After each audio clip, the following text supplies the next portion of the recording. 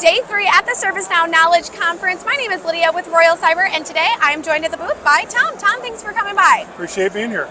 Tell me a little bit about what you do and why you decided to attend the 2024 conference. Well, that's actually a good question. I supervise the help desk. I work for a cable and internet service provider, and we are recently enabled our service portal. We've been using ServiceNow, the incident side, for about 2 years. And I'm coming here to get some ideas to take back to management, hopefully grow our product. Sounds like a good reason to be here. Tell me if you guys are currently leveraging any AI capabilities. We have zero AI at the moment, so this is a very new thing for us, and it's a little overwhelming seeing all these solutions, but I'm getting little bits of takeaways from each booth I visit. Good. Speaking of takeaways, what would you say, now that we're on day 3, last day, what's been your biggest takeaway from the conference so far?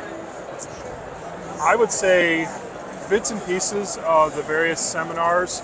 I attended a seminar on day 1, Auckland Transport actually, and where they were a number of years ago is where we are now. Paper forms, manual process, frustration all the way around. Okay, so kind of like learning from each other. Exactly. Then. Okay, that's a great reason to attend. Well, Tom, we appreciate you stopping by the Royal Cyber booth, and I hope you have a great rest of your conference. Awesome, thank you for having me.